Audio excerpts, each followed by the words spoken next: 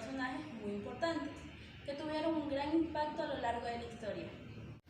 Así es, Andrea. Pero el día de hoy nos centraremos un poco en una teoría. Esta teoría es muy importante para la psicología. También es considerada en teorías del aprendizaje. Es más conocida por expertos en la educación. En efecto, Nayeli, hoy hablaremos sobre el conductismo y es magnífico porque tenemos invitados especiales que nos contarán un poco de sus perspectivas y nos compartirán sus pensamientos con respecto a este tema. Por eso, sin más preámbulo, pasaremos a nuestro primer invitado del día, al señor John Brown Watson. Un fuerte aplauso para él.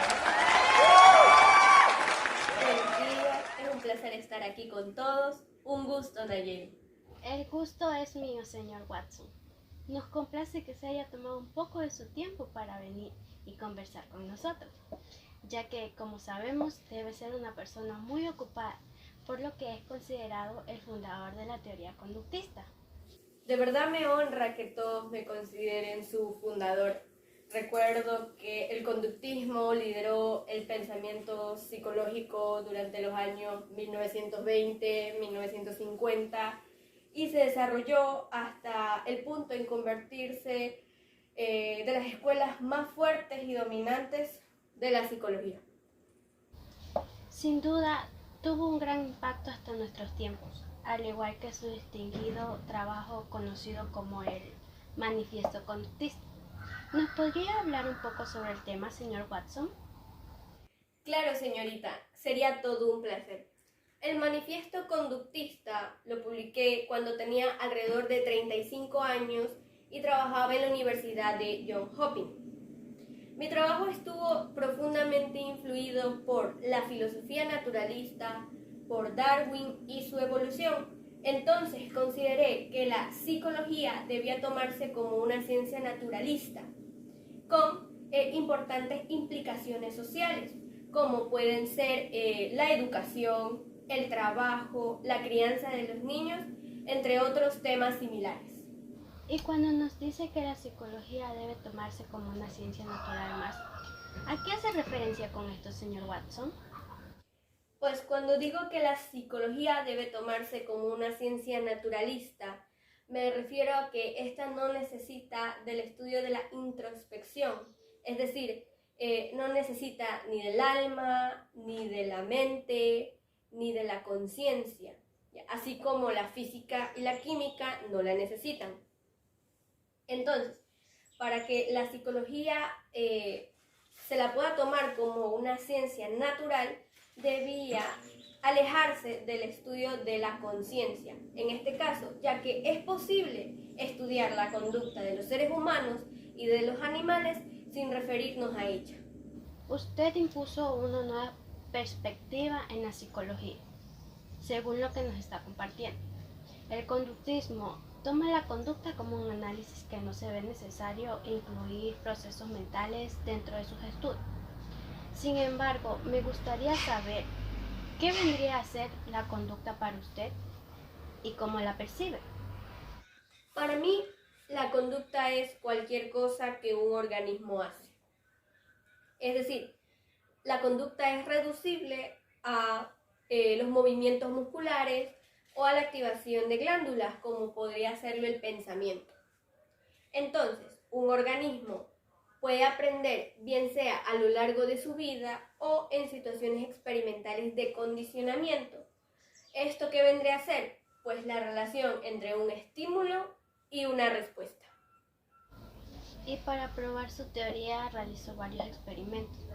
Pero uno que me llamó mucho la atención, señor Watson, fue el pequeño Albert. Sí, fue un experimento que realicé junto a Rosalind Reiner en la Universidad de Johns Hopkins. Me gustaría explicarles un poco en qué consistía el experimento, sin embargo, creo que mi acompañante debe tener muchas ganas de hablar al respecto. Sería muy interesante tener la opinión de su acompañante, señor Watson. Por eso presentamos ahora a Rosalind Reiner. Un fuerte aplauso para ella. Tuve el placer de participar con el señor Watson en su experimento Pequeño Albert. Esto empezó cuando Albert tenía 9 meses y se desarrolló más de 3 meses. Al principio fue expuesto de una manera breve y por primera vez a una rata blanca, a un conejo, a un mono, a un perro, máscaras con o sin pelo, algodón, etc. ¿Y con qué propósitos los expusieron a esos estímulos? Más que nada porque queríamos confirmar si Albert manifestaba temor hacia esos elementos. Luego ubicamos al niño sobre un colchón en medio de una habitación. La rata blanca del laboratorio fue colocada cerca de Albert, permitiéndole que juegue con ella. Albert seguía sin expresar temor hasta que en ensayos posteriores se producía un sonido fuerte cada vez que Albert tocaba a la rata. Entonces Albert lloraba cada vez que escuchaba ese sonido fuerte. Y luego cuando solo mostraba la rata sin que el ruido fuerte hiciera presencia, Albert se ponía muy angustiado cuando la rata aparecía en la habitación. Sin duda, fue un experimento que generó mucha controversia, señor Watson y señora Rosario. Nos estamos quedando sin tiempo, pero fue un gusto tenerlos aquí. Es por eso que le pido al público presente un fuerte aplauso para ellos. Muchas gracias. Luego de conversar con Watson, tenemos un invitado muy conocido entre los conductistas. Con ustedes, Skinner. Un saludo a todos. Soy Frederick Skinner, psicólogo y filósofo social. Señor Skinner, usted es muy reconocido entre los conductistas por sus investigaciones sobre los programas de reforzamiento. ¿Nos podría hablar un poco sobre ello? Los programas de reforzamiento, o también conocido como condicionamiento operante, determinan que la conducta de un organismo cualquiera puede caer bajo el control de ciertos estímulos debido a sus consecuencias. Entonces, la conducta de un organismo puede ocurrir en un momento determinado, pero solo si ésta se detuvo encadenada a un estímulo antecedente. Exactamente. Su característica principal es que esta conducta se origina, mantiene y modifica por sus consecuencias. Consecuencias que se conocieron anteriormente y se les puede atribuir el nombre de reforzadores. Eso quiere decir que el concepto operante está íntimamente relacionado con el concepto de refuerzos. Pero ¿cuáles vendrían a ser estos refuerzos, señor Skinner? Los reforzadores se entienden normalmente como estímulos de relevancia biológica para el organismo, por ejemplo, comida o agua. Sin embargo, no debemos de dejar de lado que cualquier estímulo, como una descarga eléctrica o una luz intermitente, puede actuar como reforzador, siempre y cuando incremente la probabilidad futura de la conducta que puede tener un organismo. ¿Podría explicarnos con más detalles el concepto de refuerzos? Para que nuestro público tenga una idea más clara, señor Skinner. Hay un refuerzo positivo cuando se incrementa la frecuencia de la respuesta por la presentación de un evento. Por ejemplo, los aplausos del público, que vendrían a ser un refuerzo positivo, incrementan el buen desempeño teatral del actor. Por otro lado, hay refuerzo negativo cuando se incrementa la frecuencia de la respuesta por el retiro del evento. Como ejemplo, podemos decir que el quitar una espina clavada, refuerzo negativo, en la pata de un perro hace que éste acuda con mayor entusiasmo a la presencia de su amo. Entonces, el refuerzo siempre va a ir después de que se realizó la conducta. Eso es muy similar a cuando nuestros padres nos castigan por una travesura que hayamos hecho. Por lo tanto, malos comportamientos porque experimentamos anteriormente que eso nos trae un recuerdo negativo. Exacto, señorita Andrea. La gran mayoría de nuestras conductas aprendidas las hemos adquirido por medio de este procedimiento. Me llama mucho la atención esto de los refuerzos y tengo entendido que existen muchas formas de aplicarlo, pero en esto respecto a lo del castigo, ¿es realmente un buen método? O en otras palabras, ¿es efectivo en la conducta? En castigo tiene una efectividad pasajera sobre la conducta que se castiga. Más aún, incluso esta conducta castigada llega a reaparecer más tarde. En su lugar, es mejor optar por alternativas al castigo. Por ejemplo, condicionar una conducta incompatible mediante el reforzamiento, como premiar al niño siempre que se lava las manos, lo cual es incompatible con tener las manos sucias. Es increíble, señor Skinner, todo esto que nos ha contado. A pesar de un poco tiempo, espero que este público presente haya disfrutado de la entrevista. Ahora pasaremos con Nayeli, quien nos acompaña con otro personaje. Y este personaje, compañera Andrea, es Edwin Guthrie, quien propuso la teoría del aprendizaje asociativo o por contigüidad. Buenos días a todos, mi nombre es Edwin Ray Guthrie y es un placer estar presente ante todos ustedes. Señor Edwin, tengo entendido que su teoría se desprende de postulados de Thorndike y de Pavlov. ¿Puede contarnos un poco más sobre este aporte? En primera instancia, para formular esta teoría de la asociación, tuve una idea como base. Esta idea era que es la contigüidad lo que hace posible el aprendizaje. ¿Y esto cómo se lo explicaría a nuestro querido público presente, señor Edwin?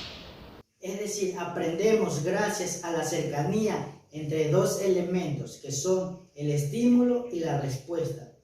Este principio de contigüidad se da cuando dos sensaciones ocurren de manera iguales en forma repetida. De manera que posteriormente, cuando solamente se da una de estas sensaciones, que es el estímulo, la otra sensación, que en este caso vendría a ser la respuesta, también es evocada. Es así como la combinación de estímulos que ha ocupado a un movimiento, al volver a presentarse, tenderá a ir seguida de este movimiento. Y a diferencia de otros autores, ¿usted no cree que el reforzamiento sea un elemento importante del aprendizaje? Como dije anteriormente, el aprendizaje solo depende entre estímulos y patrones de respuesta, ya que los premios le impiden al sujeto ocuparse en formas de comportamiento que romperían las aprendidas previamente. Por lo tanto, este refuerzo positivo o negativo le impedirá al organismo en cuestión establecer nuevas conexiones de estímulo-respuesta. Eso quiere decir, señor Edwin, que el efecto de un premio o refuerzo consiste en impedir el desaprendizaje. Entonces, ¿por qué usualmente en los experimentos con animales se le coloca un refuerzo positivo para que estimule su hambre?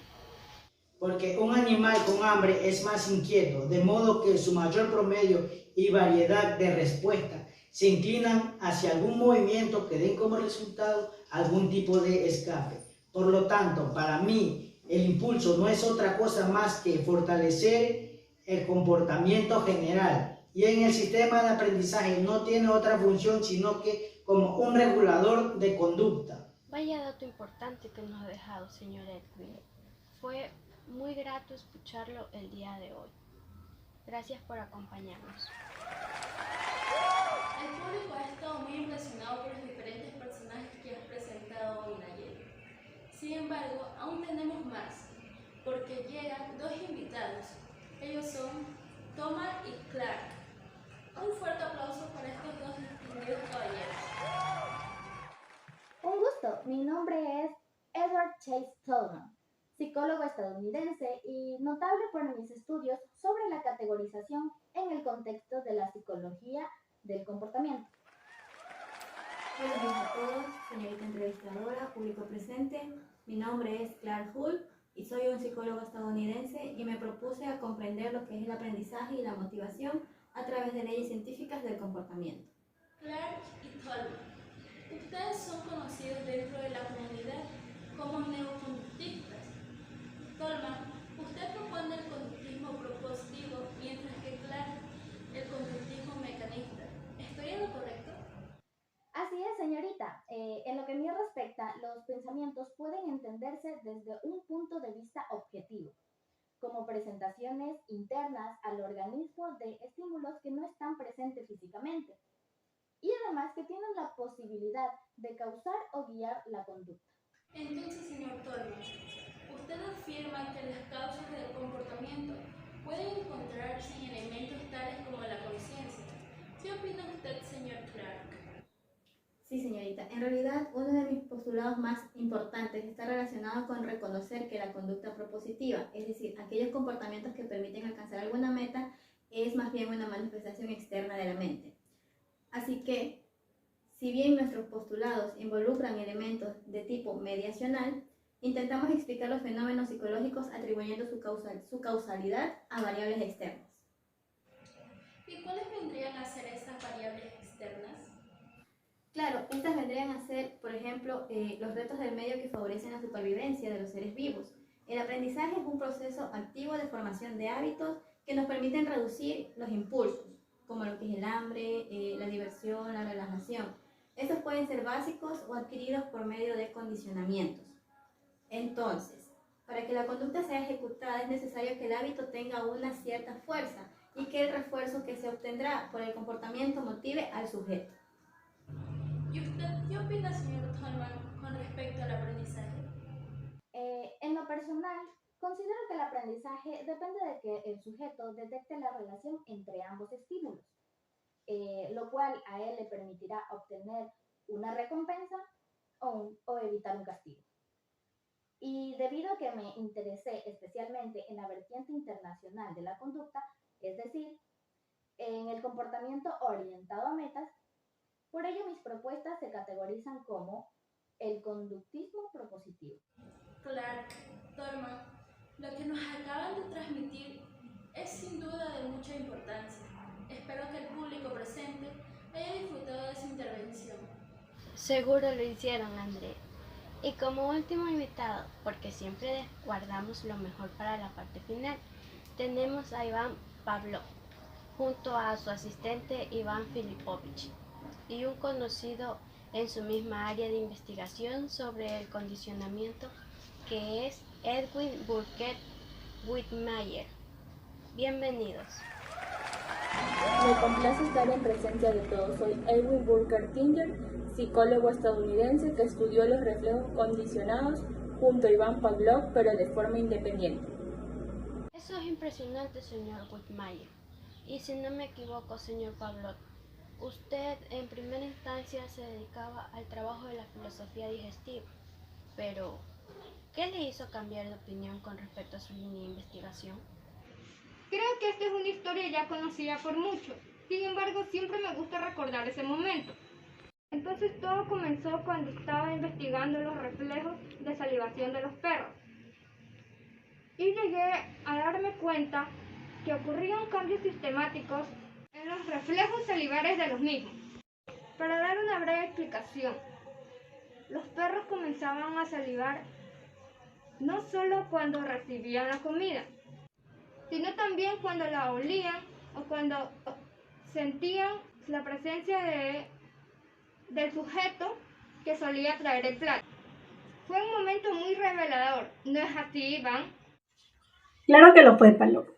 Recuerdo que este hecho lo hizo reflexionar profundamente acerca si esa salivación prematura anticipada estaba provocada tan solo por la visión o por la comida, o si por el contrario, cualquier estímulo, por ejemplo, el sonido de un diapasón o una luz, que sería capaz de provocar la salivación con tal de que fuera seguido por alguna frecuencia por la comida.